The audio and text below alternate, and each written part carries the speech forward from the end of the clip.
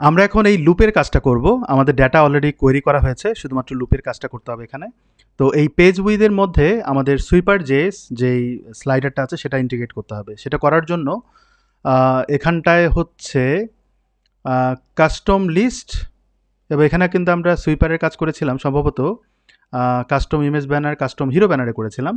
তো হিরো ব্যানারে কিন্তু আমাদের এখানে কিছু কোড আছে, খেয়াল করবেন এই কোডগুলো আমরা ইউজ করব। যেমন এখানে সুইপার এটাকে ইউজ করব। আমি চাইলে কিন্তু গুগল করতে পারি, বাট করছি না, সময় লাগবে। তো আমি এখানে এটাকে অ্যাড করে দিব। তারপর এই জায়গাটায় আমি ডিফ এন্ডিং করি, তারপর এখানে আমরা এটাকে দিয়ে দিই। তো এর ভিতরে মূলত লুপ হবে। এই লুপটা আমরা এখনই অ্যাড করে দিই। For loop block in section blocks. So আমাদের এখানে ব্লকস অ্যাড হবে এবং এটাকে এন্ড ফর করতে হবে। এন্ড ফর করে দিলাম। আর এই জায়গাটায় আমরা বলা যায় যে আমরা এখানে ডিভ অ্যাড করব। ডিভ অ্যাড করবো স্লাইডের আইটেম বা সামথিং, এরকম একটা কথা থাকার কথা। স্লাইডারগুলোতে লুপের জন্য একটা অপশন অ্যাড করে, সেটা হচ্ছে এটা সুইপার স্লাইড। সেটাকে আমরা অ্যাড করে দিই। তো এটা আমরা অ্যাড করব হচ্ছে এখানটায় ক্লাস সুইপার স্লাইড। এর ভিতরে কিন্তু আমরা বাকি কাজগুলো অ্যাড করব, কিন্তু লুপের এই জায়গাটায় আমরা লিকুইড কল করে বাকি আইটেমগুলোকে কল করি। তো আমি এখানে লিকুইড কল করলাম, দেন এই জায়গাটায় ইন্টার দিই, তারপর হচ্ছে অ্যাসাইন করি, বাকি জিনিসগুলো অ্যাড করে ফেলি। অ্যাসাইন, দেন আমরা টাইটেলকে কল করব।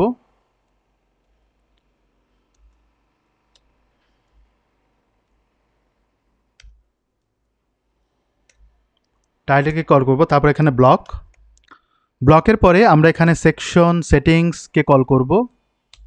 দেন হচ্ছে টাইটেলকে কল করি আবার। তো এই টাইটেলটা আমার এখানে লাগবে, স্পেস হবে না। আচ্ছা, আমি এটাকে কপি পেস্ট করি। ওকে, আমাদের যেই জিনিসগুলো লাগবে সেটা হচ্ছে ইমেজ, তারপর হচ্ছে কন্টেন্ট, দেন হচ্ছে লিঙ্ক। তো আমরা এখানে ইমেজকে কল করি, কন্টেন্ট অ্যাড করবো এখানে। তো অল্টার প্রেস করে যদি দুই জায়গায় ক্লিক করেন একসাথে লেখা যাবে কন্টেন্ট, এবং নিচের দিকে হবে লিঙ্ক। আমরা কিন্তু একটা লিঙ্ক দিয়েছিলাম, লিঙ্ক।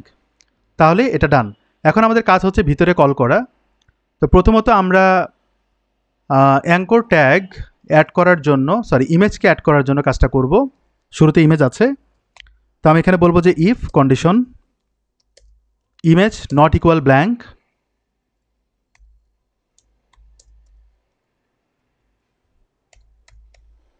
তাহলে আমরা ইমেজকে পাবো এর মধ্যে।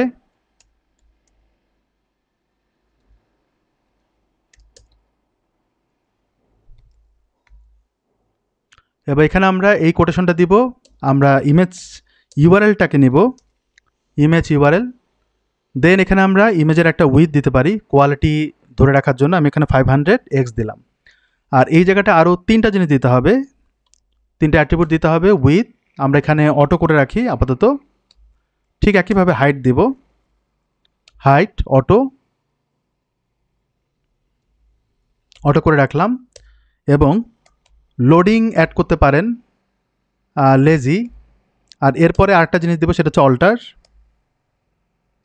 অল্টারে আমরা দিব হচ্ছে ইমেজ অল্টার। ওকে, তাহলে এটা কিন্তু ডান। এখন আমি এটাকে স্ল্যাশ দিয়ে এটা দিয়ে দিব। আর এটার এন্ডিং হবে এন্ড ইফ, কিন্তু তার মাঝখানে আরেকটা জিনিস দেবো, সেটা হচ্ছে এলস। একটা প্লেস হোল্ডার হিসেবে আমরা একটা জিনিস অ্যাড করি। সেখানে আমরা বলবো যে এলসে আমরা প্লেস হোল্ডার হিসেবে একটা ট্যাগ অ্যাড করব, যেটা অলরেডি এই থিমের মধ্যে বিল্ড করা। সেটা আমরা পেতে পারি কোনো একটা কাস্টম ইমেজের যদি কোনো ফাইল থাকে সেখানেই পাওয়া যাবে।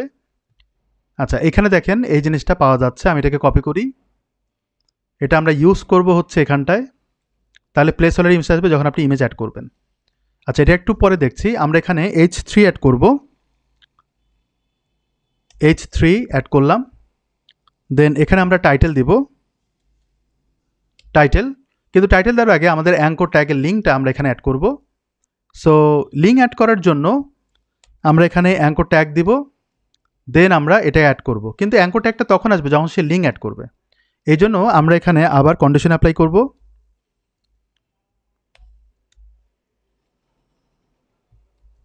এখানে বলবো ইফ নট ইকুয়াল ব্ল্যাঙ্ক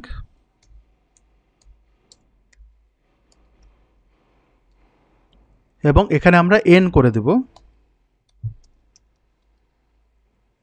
আর এই জায়গাটা আমরা href দিয়ে দিই এবং আমরা লিঙ্কটা অ্যাড করে দিই। ঠিক এই জিনিসটাই কপি করে আমরা এটার সাথে অ্যাড করে দেব এবং endif করে দিই। ডান, পারফেক্ট। তাহলে আমরা এই জিনিসটা করে ফেললাম। এখন এরপরে কিন্তু আমরা p ট্যাগ দিব। p ট্যাগে আমরা এই কন্টেন্টটাকে অ্যাড করে দিই। এখন আমাদের কাজ হচ্ছে এটাকে ডায়নামিক করা, মানে এটা সিএসএস করা। আর আমাদের এইখানে কিন্তু রিভিউ স্লাইডার আছে, সেটাকে আমরা একটু মডিফাই করব, কারণ আমাদের এখানে মাল্টি কলাম স্লাইডার এরকম একটা নাম দিয়ে স্লাইডারটাকে তৈরি করতে পারি। তো রিভিউ স্লাইডারের জায়গায় মাল্টি কলাম স্লাইডার দিব এবং আমরা সিএসএস করব। তো এই জায়গাটা সিএসএস করার জন্য আমাদের এখানে কল করতে হবে। দেন হচ্ছে আমরা এখানে এটাকে দিয়ে আমরা যতগুলো স্লাইডার আছে, আচ্ছা এখানে সামহাও কালারটা চেঞ্জ হয়েছে, আচ্ছা এটার জন্য সমস্যা নাই, আমরা সুইপার স্লাইডকে নিব, তারপর বাকি জিনিসগুলোকে কল করব।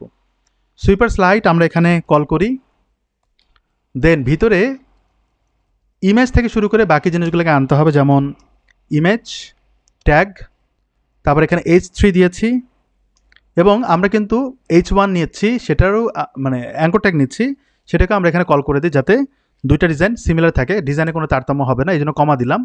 আর এখানটায় আমরা p ট্যাগ দিব। ওকে ফাইন, তাহলে এটা হয়ে গেল। কিন্তু আমাদের এখানে সিএসএস এর জন্য আমি এখানে ডাবল ক্লিক করি।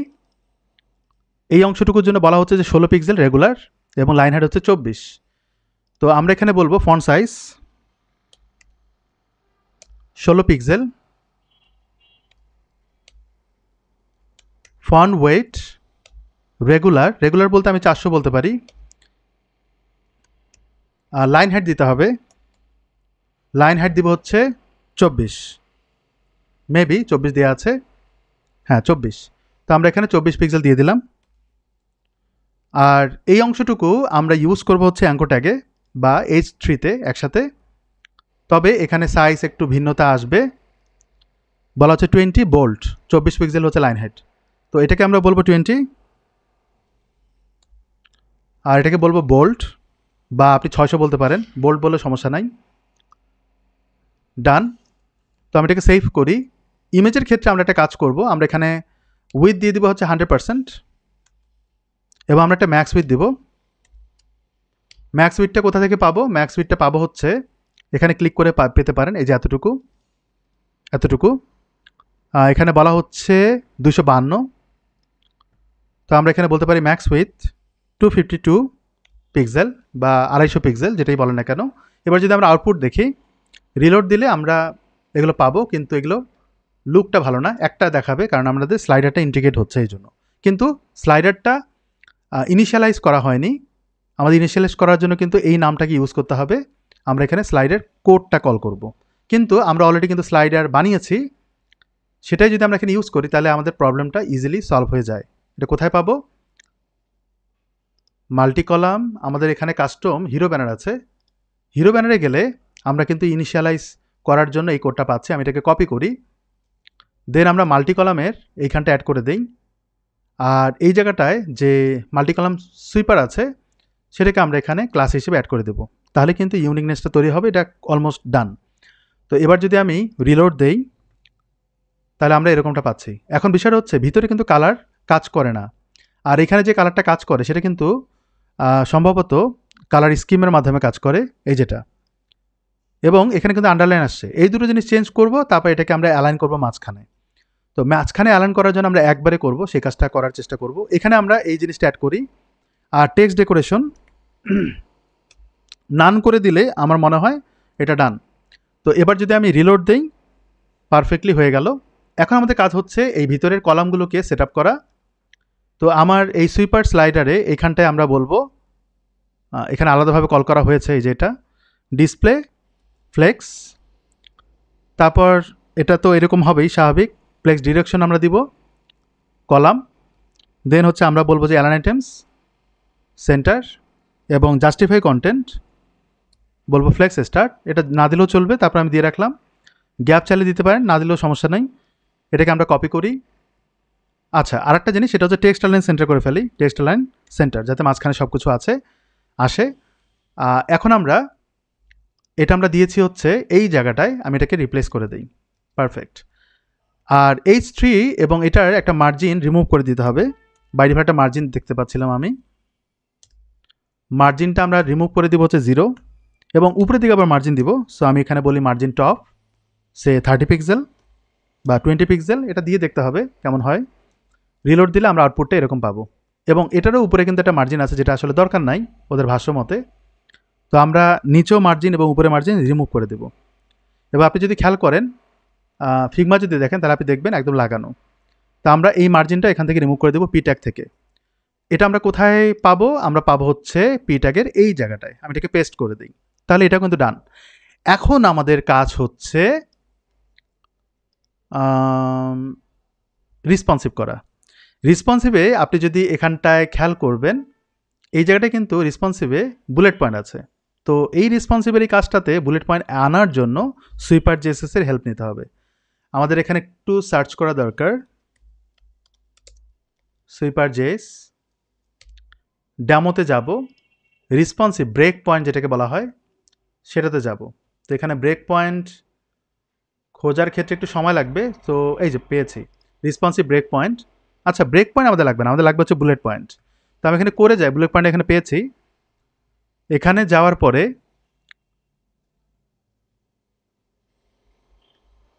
আমরা যদি নিচের দিকে যাই, এখানে খেয়াল করবেন প্রেজেন্টেশনের জন্য এই জিনিসটা ইউজ করা হয়েছে। এটাকে আমরা ইন্টিগ্রেট করব, কিন্তু আমি দেখাবো কি দেখাবো না সেটার একটা ব্যবস্থা করব। তো এটা আমরা অ্যাড করব হচ্ছে ঠিক এই সুইপার র্যাপারের বাইরে এই জায়গাটায় করলাম। দেন আমরা এখানে কিন্তু সুইপার প্রেজেন্টেশন এটাকে আমরা ইন্টিগ্রেট করব এভাবে। এটা আমরা কোথায় করব? এখানটায়। এবং এই প্রেজেন্টেশনটা মোবাইল ডিভাইসে দেখাবে বা বাইরে দেখাবে কিনা এরকম একটা স্কোপ তৈরি করব। তো এটা যদি আমরা অটোপ্লে করা আছে, আর এটা যদি আমরা ভিতরে করি রেসপন্সিভ অনুযায়ী, সেটা একটা ম্যাটার করে। তো ওইটার ক্ষেত্রে আমরা এটাকে ইনিশিয়ালাইজ করে রাখলাম, এবং দেখানো না দেখানো সেটা আমরা মোবাইল রেসপন্সিভ করব আলাদাভাবে। তো আমি এটাকে এইভাবে রাখি। দেন আমরা যদি আউটপুট দেখি তাহলে আমরা প্রেজেন্টেশনটা দেখতে পারবো। যদি আমি রিলোড দেই, দেখা যাচ্ছে না, কারণ আমাদের আইটেমগুলো কিন্তু যতগুলো দেওয়া দরকার ততগুলো আমরা দিয়েছি। তো এখন আমি যদি একটা বাড়াই তাহলে আমরা প্রেজেন্টেশনটা দেখতে পাবো, এবং আমরা এটাকে মডিফাই করতে পারবো। তো এবার যদি আমি সেভ করি, রিলোড দেই, তাহলে আমরা এটা দেখতে পাচ্ছি, এবং এটাকে আমাদের সরাতে হবে। তো আমি এটাকে যদি ইন্সপেক্ট এলিমেন্ট করি, এটার ভিতরে আসছে, এই প্রেজেন্টেশনটা ভিতরে আসছে, সুইপার জেএস এতটুকু এটা কিন্তু ভিতরে চলে আসছে, কারণ এখানে পজিশন করা আছে এই জন্য। যদি আপনি তুলে ফেলেন তাহলে কিন্তু নিচের দিকে আসবে। এরপরে আমরা বাকি কাজগুলো করব। তো এটাকে কল করার জন্য মাল্টি সুইপারকে কল করে প্রেজেন্টেশনটাকে কল করতে হবে, তাহলে আমাদের প্রবলেমটা অনেকখানি হেল্পফুল হবে, সলভ হয়ে যাবে। তো এটা আমাদের করার ক্ষেত্রে আমরা এখানটায় ডট এটা দিয়ে দিই, মাল্টি কলাম সুইপার, তার ভিতরে এই সুইপার প্রেজেন্টেশনটাকে কল করে বাকি কাজগুলো করব। এখানে আমাদের এইখানটায় বলা দরকার ডট সুইপার প্রেজেন্টেশন। দেন আমরা এখানে বলবো পজিশন স্ট্যাটিক, রিলেটিভ, যে কোনো কিছুই দিতে পারেন যাতে পজিশনটা না থাকে। রিলোড দেই, সে নিচের দিকে আছে। তো আমি যদি এখানে ক্লিক করি, এখানে যদি ক্লিক করি, সে কিন্তু পজিশনটা রিলেটিভ আছে, মানে পজিশনটা হচ্ছে না।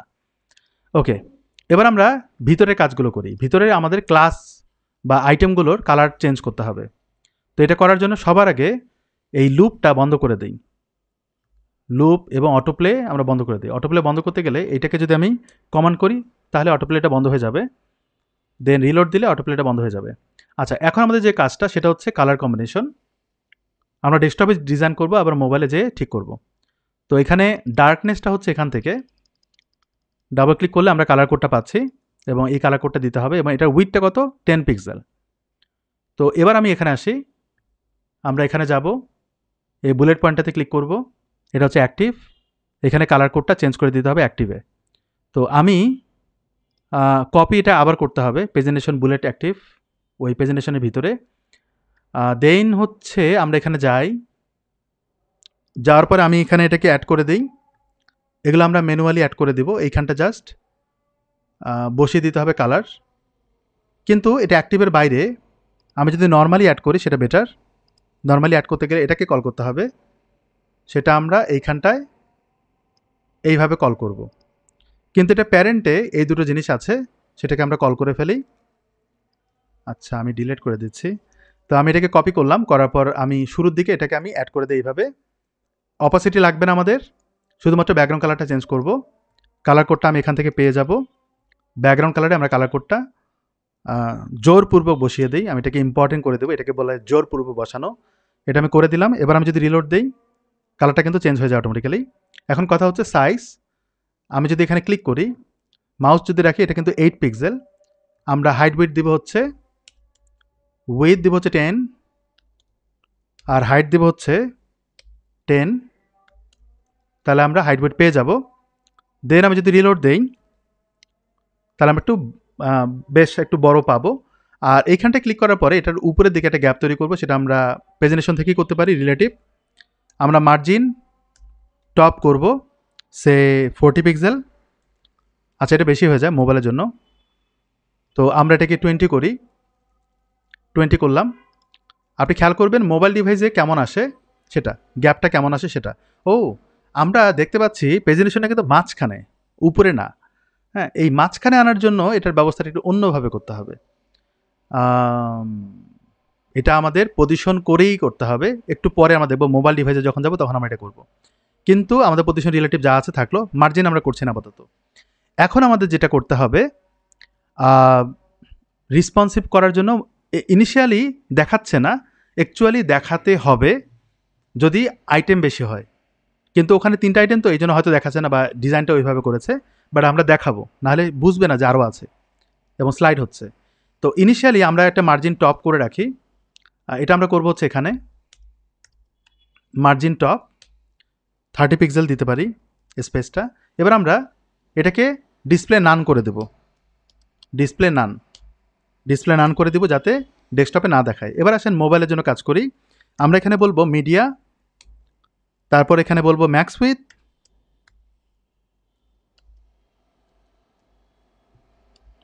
দেন এখানে colon 575 pixel, then second bracket, এবং এই জিনিসটা আমাদের লাগবে। আমি এটাকে অ্যাড করে দিব। এবার আমরা এখানে ডিসপ্লে নান হবে না, এটা হবে ব্লক, মানে দেখাবে। দেন আমরা এটাকে মোবাইল ডিভাইসে একটা পজিশন তৈরি করব। রিলোড দিলে আমরা আউটপুটটা দেখতে পাবো না, বাট মোবাইলে গেলে আমরা আউটপুটটা এইরকম করে দেখব। তো এই জায়গাটায় কিন্তু মাঝখানে আসবে। আচ্ছা, সামহাউ এটা এরকম চলে আসছে কেন? আমরা মোবাইলে কিন্তু ঠিকঠাক দেখব। যাই হোক, আমরা এখানে যাই। আচ্ছা, তার আগে আমি দেখি যে আসলে রেসপন্সিভে এটা ঠিকঠাক ছিল কি না। হ্যাঁ, রেসপন্সিভে ঠিকঠাক আছে। তো এখানে আমাদের এটা মাঝখানে আসতে হবে। আর সামহাউ আমাদের ব্রাউজারটা কিন্তু এরকম আসছে। এটা কেন আসছে সেটাও একটু লক্ষ্য রাখা দরকার। তো আমার এখন কাজ হচ্ছে এই স্লাইডটা একদম মাঝখানে আনা। তো এটা আনার জন্য পজিশন রিলেটিভটাকে আমাদের অ্যাবসলিউট করতে হবে, এবং অ্যাবসলিউট করার পর এটা মাঝামাঝি জায়গায় আনার জন্য আমরা বটম থেকে আমরা এটাকে পজিশন করে 50% করি, তাহলে উপরে চলে যায়। এবং এখানটা আমরা ট্রান্সফর্ম করব, ট্রান্সলেট ওয়াই অক্ষ বরাবর, মানে উপরে নিচে করব হচ্ছে 50%, তাহলে এখানে আসে।